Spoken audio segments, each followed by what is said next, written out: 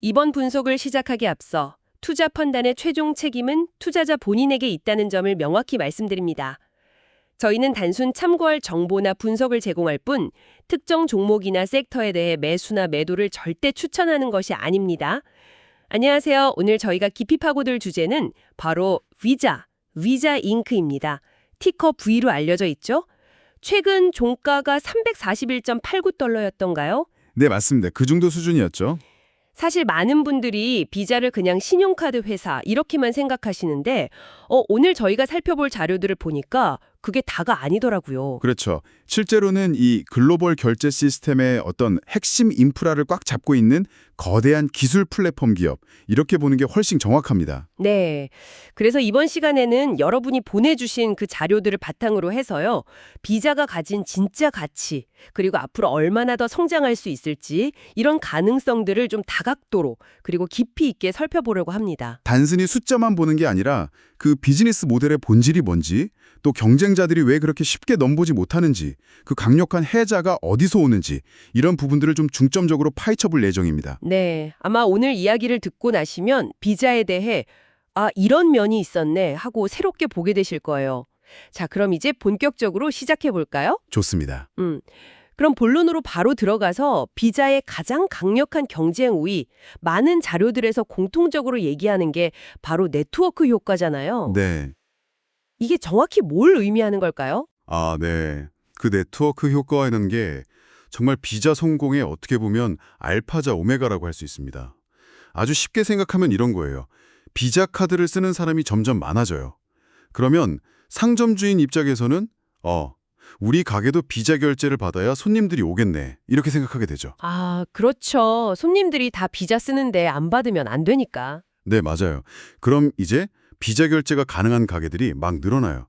그럼 소비자들은 또 어딜 가나 비자 카드가 편하네 하면서 더 많이 쓰게 되는 거죠. 이게 서로가 서로를 계속 끌어당기면서 점점 더 그 힘이 세지는 그런 선순환 구조를 만드는 겁니다.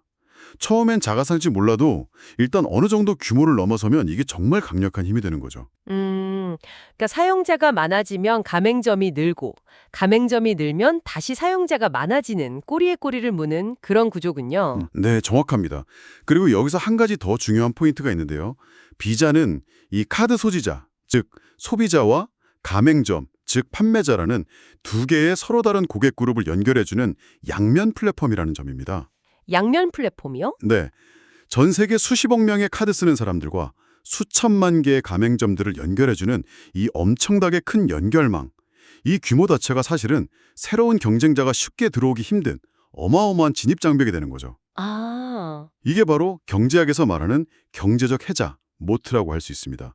성 주위의 깊은 해자를 파서 적의 침입을 막는 것처럼요. 그렇군요. 단순히 규모가 크다는 걸 넘어서서 그 규모 자체가 경쟁 우위가 되는 구조라는 말씀이시네요. 네, 맞습니다. 그 네트워크에 한번 발을 들이면 빠져나가기도 쉽지 않고요. 그리고 자료들을 보면서 또 하나 느꼈던 건데 이 비자라는 이름, 이 브랜드 자체가 주는 신뢰감 있잖아요. 이것도 정말 무시 못할 자산인 것 같아요. 그럼요. 아주 중요하죠. 솔직히 우리가 해외여행 가서 처음 보는 가게에 딱 들어갔는데 거기 비자 로고가 붙어 있으면 일단 마음이 좀 놓이잖아요. 여기선 결제 문제 없겠구나 하는 그런 느낌이요. 네, 맞아요. 그건 단순한 인지도를 넘어서는 거죠. 수십 년 동안 전 세계 어디서든 안정적으로 그리고 안전하게 결제가 될 거라는 어떤 약속 같은 겁니다. 그 약속이 그냥 만들어진 건 아닐 텐데요? 당연하죠. 그 뒤에는 바로 비자만의 아주 강력한 독자적인 글로벌 결제 처리 네트워크가 있습니다. 이게 비자를 단순 중개 플랫폼 회사들과 구분짓는 결정적인 차이점이기도 하고요. 비자넷이요? 그 기술력? 네. 이 비자넷은 초당 수만 건, 정말 눈 깜짝할 사이에 엄청난 양의 거래를 처리할 수 있습니다. 그것도 아주 안전하게요. 오류 없이 사기 거래를 걸러내면서 말이죠. 와, 초당 수만 건. 대단하네요. 그러니까 단순 연결만 해주는 게 아니라 그 연결의 질, 그러니까 속도나 안정성, 보안까지 다 책임지는 핵심 기술을 비자가 쥐고 있다는 거군요. 정확합니다. 그리고 사기 방지 시스템이나 거래 데이터를 분석해서 제공하는 그런 부가적인 서비스들도 결국은 이 비자넷이라는 강력한 인프라가 있기 때문에 가능한 겁니다. 그렇군요. 그러니까 은행이나 다른 핀테크 기업들도 자체적으로 망을 구축하는 것보다 그냥 이 비자넷을 이용하는 게 훨씬 효율적이고 안전하니까 비자 네트워크를 쓸 수밖에 없겠네요. 네, 그런 측면이 강하죠. 그래서 아메리칸 익스프레스 같은 회사들은 자기들이 카드 발급부터 망 운영까지 다 하는 폐쇄형 모델이잖아요. 네. 근데 비자는 다양한 은행, 금융기관들과 협력하는 개방형 모델입니다. 페이팔이나 블록, 예전 스퀘어 같은 핀테크 기업들이 계속 도전하고 있지만 비자의 이런 개방형 모델과 비자넷의 기술력 덕분에 여전히 시장에서 막강한 영향력을 유지할 수 있는 거죠. 어떻게 보면 경쟁하는 것 같으면서도 또 같이 협력하면서 전체 결제 시장 파이를 키워나가는 그런 전략인 거네요. 네, 맞습니다. 생태계 자체를 치우는 전략이라고 볼 수 있죠. 이야, 정말 비즈니스 모델 자체가 굉장히 견고하다는 느낌이 드는데요. 이러니까 당연히 재무 성과도 좋을 수밖에 없겠어요. 자료들을 보면 특히 그 영업이익률이 정말 인상적이던데 꾸준히 60%를 넘어선다는 게 이게 어떻게 가능한 숫자죠? S&P 500 기업 중에서도 거의 최고 수준이라고 하던데요. 네, 그 높은 수익률은 사실 비즈니스 모델의 구조적인 특징 덕분입니다. 한번 생각해 보시면 비자는 뭐 자동차 회사처럼 큰 공장을 계속 지어야 하는 것도 아니고 통신사처럼 막대한 통신 설비에 계속 투자를 해야 하는 것도 아니에요. 아, 그렇죠. 제조업 같은 거랑은 다르죠. 네, 일단 비자넷이라는 글로벌 네트워크 인프라가 딱 구축되고 나면 그 다음부터는 거래가 한 건 더 늘어난다고 해서 비용이 그만큼 똑같이 늘어나지가 않습니다. 오히려 거래량이 많아질수록 건당 처리 비용은 점점 더 줄어드는 구조죠. 비용은 거의 고정되어 있는데 거래가 늘면 매출은 계속 늘어나니까. 그렇죠. 이게 바로 확장성, 스케일러빌리티가 어마어마하다는 겁니다. 디지털 플랫폼 비즈니스의 아주 강력한 특징이죠. 아, 그러니까 매출이 늘어날수록 이익률은 오히려 더 좋아지는 구조다 이런 말씀이시네요. 네, 맞습니다. 그래서 일종의 디지털 통행세를 걷는 사업 모델이다. 뭐 이렇게 비유하기도 하죠. 와, 통행세 비유가 딱 맞는 것 같네요. 네. 그래서 이렇게 벌어들인 돈의 상당 부분이 다른 데 크게 나갈 데가 없으니까 고스란히 잉여 현금 흐름, 프리 캐시 플로우 FCF로 남게 됩니다. 아, 잉여 현금 흐름. 네. 이 FCF가 아주 풍부하기 때문에 비자는 이걸로 꾸준히 자사주를 사들이거나 배당금을 계속 늘려주는 거죠. 주주들한테 이익을 돌려주는 겁니다. 자료들에서도 비자의 이런 강력한 현금 창출 능력과 주주 친화적인 정책을 아주 중요한 투자 포인트로 꼽고 있어요. 그렇군요. 성장성 측면에서도 좀 볼까요? 이것도 되게 흥미로운 점들이 많았는데 일단 전 세계적으로 현금을 점점 안 쓰는 추세잖아요. 이건 뭐 거스를 수가 없는 대세인 것 같고 네, 그렇죠. 점점 더 디지털 결제로 가고 있죠. 그리고 온라인 쇼핑, 전자상거래도 계속 커지고 있고요. 이러면 당연히 비자의 전체 결제 처리 금액이나 거래 건수도 계속 늘어날 수밖에 없겠네요. 네, 기본적으로 그런 구조적인 성장세가 뒷받침되고 있습니다. 그런데 여기서 특히 자료들이 강조하는 부분 중 하나가 국경 간 거래, 크로스 보더 볼륨의 중요성인데요. 아, 국경 간 거래요. 해외에서 카드 쓰거나 해외 직구 받은 거 말씀하시는 거죠? 이게 왜 특별히 중요한가요? 네, 맞습니다. 이런 국경 간 거래는요, 국내에서 이루어지는 거래보다 처리 과정이 아무래도 좀 더 복잡합니다. 환전 문제도 있고 여러 나라의 은행 시스템을 거쳐야 하니까요. 그렇죠. 그래서 비자가 이 국경 간 거래에 대해서는 국내 거래보다 더 높은 수수료율을 적용합니다. 아, 수수료가 더 높긴요. 네.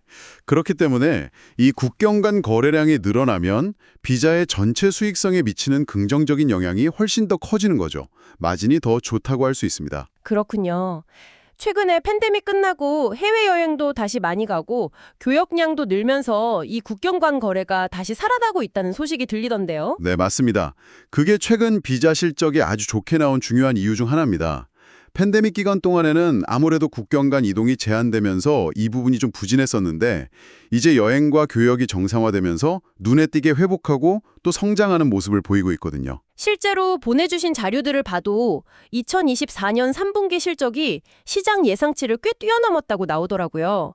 특히 이 국경 간 거래량 증가랑 또 하나 흥미로운 게 데이터 분석 같은 부가가치 서비스 매출 성장이 컸다고 하네요. 네, 바로 그 점입니다. 비자가 가진 또 다른 매력을 보여주는 부분인데요. 단순히 결제 건수나 금액이 늘어야만 성장하는 게 아니라는 거죠. 아, 이미 구축된 그 방대한 네트워크와 거기서 나오는 데이터를 기반으로 해서 금융기관이나 기업 고객들에게 사기 방지 솔루션, 데이터 분석 컨설팅, 리스크 관리 같은 다양한 부가 서비스를 판매하면서 추가적인 성장 동력을 만들어내고 있다는 겁니다. 그러니까 결제 자체에서 나오는 수수료 말고도 다른 지역에서 돈을 또 벌고 있다는 거네요. 그렇죠. 그리고 이런 안정적인 실적 흐름은 뭘 의미하냐면 비자가 어느 정도의 인플레이션 압력이나 약간의 경기둔화 우려 속에서도 비교적 흔들림 없이 꾸준한 성과를 낼 수 있는 그런 경기 방어적인 성장주의 특성을 가지고 있다는 걸 보여줍니다. 경기 방어적 성장주요. 예, 이게 투자자 입장에서는 변동성이 큰 시장 상황에서도 좀 더 마음 편하게 보유할 수 있는 근거가 되는 거죠. 이 점은 우리 청취자 여러분께서도 좀 주목해서 보시면 좋을 것 같습니다. 네, 알겠습니다. 근데 비자가 지금 잘 나간다고 해서 현재에만 안주하는 것 같지는 않더라고요. 계속해서 새로운 성장 기회를 찾고 있는 모습도 인상 깊었는데 자료에서 특히 강조하는 게 B2B, 그러니까 기업 간 결제 시장이더라고요. 네, 맞습니다. 그 B2B 결제 시장이 비자가 앞으로 크게 성장할 수 있는 새로운 블루오션으로 보고 있는 영역 중 하나입니다. 개인들 사이의 거래에 B2C는 이미 카드나 간편 결제가 거의 대세가 됐잖아요. 근데 기업과 기업 간의 거래는 아직도 좀 옛날 방식, 그러니까 수표를 쓴다거나 은행 가서 복잡하게 송금하는 방식이 많이 남아있다는 거죠. 그렇습니다. 사실 기업 간 거래, B2B 시장의 전체 규모는 소비자들이 쓰는 돈, B2C 시장보다 훨씬 더 큽니다. 어마어마하게 크죠. 그런데도 불구하고 디지털 전환 속도는 상대적으로 굉장히 더뎠어요. 왜 그랬을까요? 여러 가지 이유가 있겠지만 기업 거래는 금액 단위도 크고 세금 처리나 회계장부 처리 같은 복잡한 문제들이 얽혀 있어서 기존의 방식을 바꾸기가 쉽지 않았던 측면이 있습니다. 아직도 많은 기업들이 비효율적인 수기 방식이나 복잡한 은행 간 이체 시스템에 의존하고 있는 게 현실이죠. 그런 비효율성을 비자가 파고들겠다는 거군요. 네, 비자는 바로 이 거대한 시장의 비효율성에 주목하고 있습니다. 예를 들어 비자 다이렉트라는 솔루션이 있는데 이걸 이용하면 거의 실시간으로 기업 간에 자금을 이체할 수 있어요. 실시간으로요? 네. 그리고 기업들이 물품 구매할 때 쓰는 전용 가상카드 같은 것도 개발해서 보급하고 있고요. 이런 솔루션들을 통해서 기업 고객들의 결제 프로세스나 자금 관리 업무를 훨씬 더 효율적이고 편리하게 만들어주려는 시도를 하고 있는 겁니다. 이게 만약 성공적으로 잘 정착된다면 정말 비자에게는 또 하나의 거대한 성장 엔진이 될 수도 있겠네요. 그렇죠. 잠재력이 아주 큰 시장이라고 보고 있습니다. 그리고 또 다른 성장축으로 꼽는 게 신흥시장의 잠재력이던데요. 아시아나 라틴 아메리카, 아프리카 같은 곳들. 여기는 아직 카드 보급률 자체가 낮으니까 앞으로 성장할 여지가 그만큼 많다 이런 논리겠죠? 네, 정확히 그 논리입니다. 미국이나 유럽 같은 선진국 시장은 사실 카드 결제가 이미 너무 보편화돼서 성장률이 좀 둔화될 수밖에 없잖아요. 거의 포화 상태에 가깝다고 볼 수 있죠. 네, 그렇죠. 근데 이들 신흥시장은 상황이 완전히 다릅니다. 아직도 현금 거래 비중이 굉장히 높은 곳들이 많아요. 하지만 동시에 중산층 인구가 빠르게 늘어나고 있고 스마트폰 보급률도 엄청나게 높아지고 있습니다.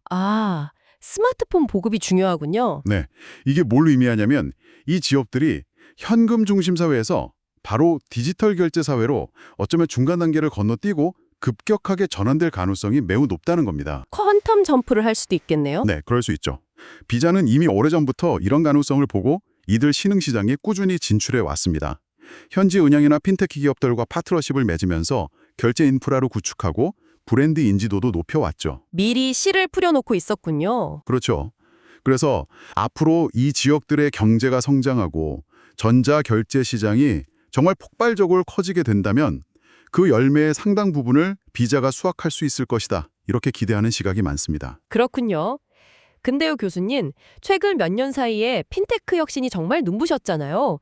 페이팔, 스트라이프, 블럭 같은 기업들도 있고 각 나라마다 새로운 간편 결제 서비스들이 계속 등장하는데 이런 엄청난 변화의 물결 속에서 비자는 어떻게 대응하고 있나요? 좀 위협을 느끼지는 않을까요? 그거 아주 중요한 질문입니다. 그리고 자료들을 보면 비자의 대응 방식이 상당히 흥미로운데요.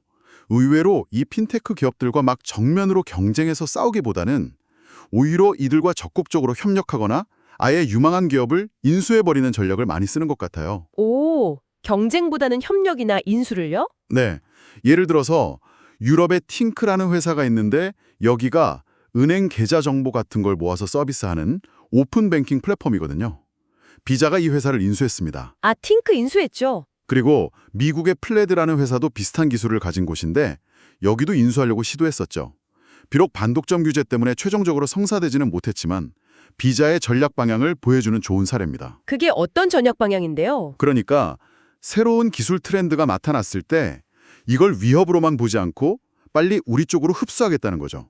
그리고 이들 핀테크 기업들이 비자의 네트워크 위에서 더 혁신적인 금융 서비스를 많이 만들어낼 수 있도록 판을 깔아주는 겁니다. 아, 마치 애플 앱스토어나 구글 플레이스토어처럼 개발사들이 자기들 플랫폼 위에서 앱을 만들게 해서 생태계 전체를 키우는 거랑 비슷한 느낌인데요? 네, 아주 정확한 비유입니다.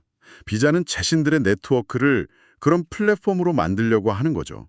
핀테크들의 도전을 오히려 자신들의 플랫폼 가치를 더 높이는 기회로 만들고 있는 셈입니다.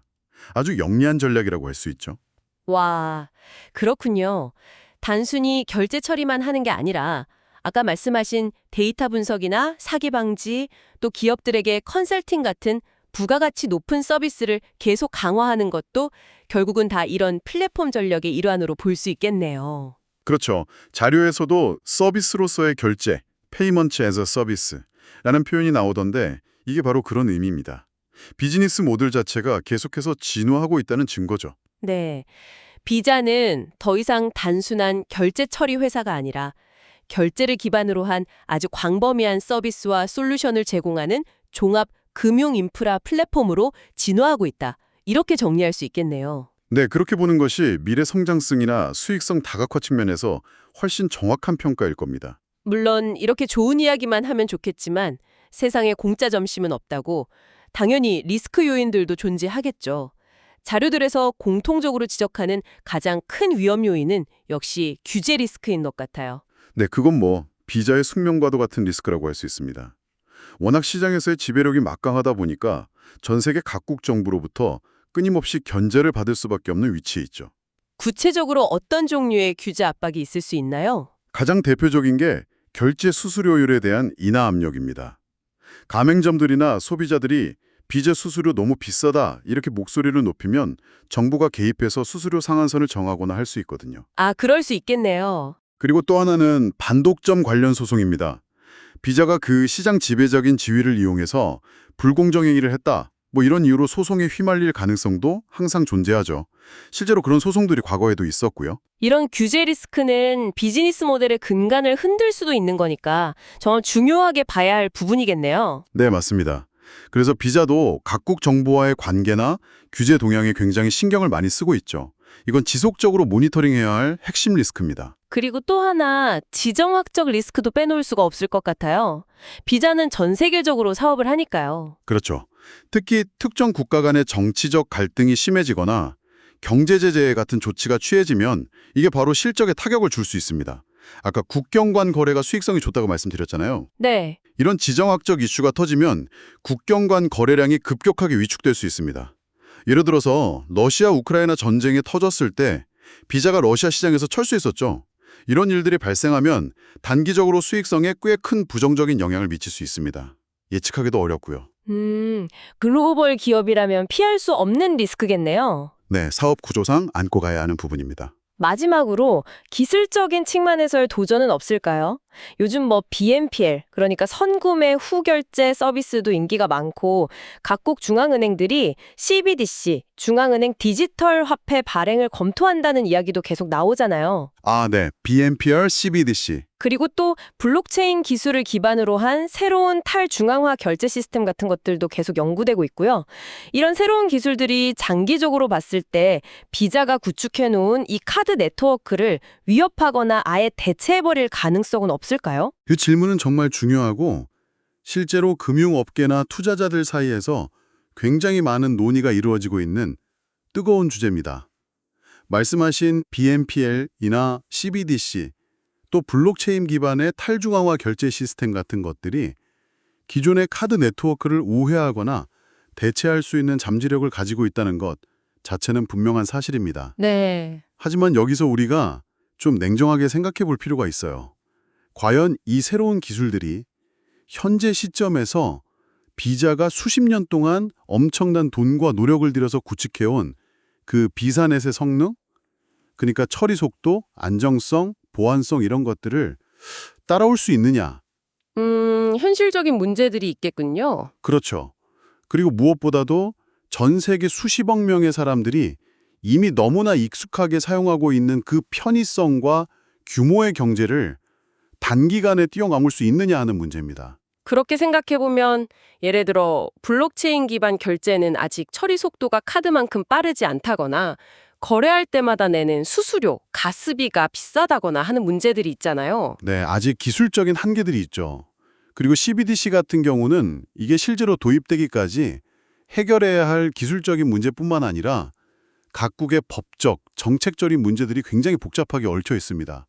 이게 단순히 기술만 좋다고 뚝딱 만들어지는 게 아니거든요. 아, 그렇군요. 그러니까 잠재력은 있지만 당장 비자를 위협하기에는 현실적인 어려움들이 많다. 이렇게 볼 수 있겠네요. 네. 그래서 많은 전문가들은 당분간은 이런 신기술들이 비자의 아성을 완전히 무너뜨린다기보다는 오히려 비자 네트워크와 어떤 식으로든 통합되거나 아니면 특정 틈새 시장, 예를 들어 아주 소액 결제라든지 아니면 특정 산업 분야에서 먼저 활용되는 형태로 발전할 가능성이 높다고 보고 있습니다. 비자도 가만히 있지는 않겠죠. 당연하죠. 비자 역시 이런 새로운 기술 변화를 아주 예의시하고 있습니다. 관련 기술을 가진 스타트업에 투자하기도 하고 또 어떻게 하면 이런 기술들을 비자 네트워크에 접목시킬 수 있을지 계속 연구하고 협력 방안을 모색하고 있습니다. 그러니까 기술적인 위험 요인이 존재하는 것은 맞지만 이게 얼마나 빠르고 또 실질적으로 비자의 핵심 경쟁력을 약화시킬 수 있을지에 대해서는 아직 좀 더 시간을 가지고 지켜봐야 할 문제다. 이렇게 정리할 수 있겠네요. 네, 정확합니다. 너무 과도하게 걱정할 필요는 없지만 그렇다고 완전히 무시할 수도 없는 그런 상황이라고 보시면 되겠습니다. 네, 알겠습니다. 자, 오늘 저희가 여러분이 보내주신 다양한 자료들을 바탕으로 비자라는 기업에 대해서 정말 깊이 있게 이야기를 나눠봤는데요. 네, 시간 가는 줄 몰랐네요. 저도요. 종합적으로 한번 정리를 해보면 비자는 그냥 단순히 실적 주족은 우량 금융주 이 정도 수준을 넘어서서 이 디지털 경제 시대에 없어서는 안 될 핵심적인 인프라를 완전히 장악하고 있는 거의 뭐 최상위 등급의 플랫폼 기업이다. 이렇게 평가하는 것이 가장 정확해 보입니다. 네, 동의합니다. 특히 그 견고한 네트워크 효과라는 것이 마치 성을 둘러싼 아주 깊고 넓은 해자, 모트처럼 작용해서 외부 환경이 좀 변하더라도 쉽게 흔들리지 않는 강력한 방어막 역할을 해주고 있다는 점이 인상 깊었습니다. 그렇죠. 그리고 그 덕분에 아주 예측 가능하고 꾸준한 현금 흐름을 계속 만들어내고 있고요. 물론 단기적으로는 금리가 갑자기 오른다거나 소비자들의 소비 심리가 좀 위축된다거나 하는 그런 거시경제 변수들이 주가에 변동성을 줄 수는 있겠죠. 네, 그럴 수 있죠. 하지만 좀 더 긴 호흡으로 장기적인 관점에서 본다면 비자를 둘러싼 이 구조적인 성장 스토리는 여전히 매우 유효하고 또 강력하다고 생각합니다. 어떤 점들에서 그렇게 보시나요? 일단 전 세계적으로 현금 대신 디지털 결제를 사용하는 트렌드는 앞으로 더욱더 가속화될 것이 거의 분명해 보이고요. 네. 그리고 아까 이야기 나눴던 B2B 결제 시장이나 신흥시장 같은 새로운 영역에서의 사업 확장도 계속될 가능성이 높습니다. 핀테크와의 관계도 중요하겠죠? 네, 핀테크 기업들과의 경쟁과 협력을 통해서 오히려 전체 결제 생태계를 더욱 발전시키고 그 과정에서 비자의 역할과 영향력은 더 커질 수도 있다고 봅니다. 그래서 이 모든 분석을 종합해 볼 때 우리 청취자 여러분께 드리고 싶은 메시지는 무엇일까요? 아마도 비자에 대한 투자는 단기적인 주가 등락에 너무 연연하기보다는 이 디지털 경제라는 거대한 흐름의 장기적인 성장에 함께 동참한다는 관점으로 접근하는 것이 더 바람직하지 않을까 하는 결론에 이르게 되는 것 같습니다. 네, 저도 그렇게 생각합니다. 비자가 수십 년간 구축해온 이 거대한 결제 제국은 그렇게 쉽게 무너지지 않을 겁니다. 오히려 끊임없는 혁신과 또 영리한 사업 확장을 통해서 앞으로 그 영향력을 더욱 공고히 할 가능성이 높아 보입니다. 네, 자료들 역시 2025년 현재 시점에서도 비자는 여전히 포트폴리오의 핵심 자산으로 고려할 만한 충분한 매력을 가진 투자 대상이 될 수 있음을 시사하고 있는 것 같고요. 자, 그럼 마지막으로 우리 청취자 여러분께 한 가지 좀 흥미로운 질문을 던지면서 오늘 이야기를 마무리하면 어떨까 합니다. 오, 어떤 질문인가요? 오늘 저희가 살펴본 것처럼 비자는 이제 단순히 결제를 중개하는 역할을 넘어서서 데이터 분석이나 리스크 관리, 컨설팅 같은 다양한 서비스 영역으로 그 사업 범위를 계속해서 확장하고 있잖아요. 네, 그렇죠. 서비스로서의 결제라고 하셨죠? 네. 그렇다면 과연 미래의 비자는 어디까지를 결제 회사의 영역으로 우리가 봐야 하고 또 어디서부터는 우리 사회의 필수적인 데이터 및 기술 인프라 기업으로 봐야 할까요? 아, 그 경계가 점점 더 모호해지고 있는 것 같네요. 네, 바로 그 점입니다. 이러한 비자의 정체성 변화가 앞으로 비자의 기업 가치와 사회적 영향력을 지금의 금융 분야를 넘어서서 또 다른 어떤 새로운 영역으로까지 확장시킬 수 있을지 한번 각자 상상해 보시는 것도 굉장히 의미 있는 시간이 되지 않을까 생각합니다. 와, 정말 흥미로운 질문이네요.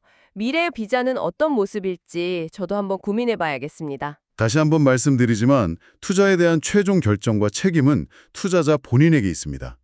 저희 분석은 정보 제공과 참고를 위한 것이며 특정 종목의 매수나 매도를 추천하는 것이 아님을 분명히 밝힙니다. 항상 여러분의 성공적인 투자를 응원합니다. 오늘 내용이 유익하셨다면 구독과 좋아요로 응원 부탁드립니다.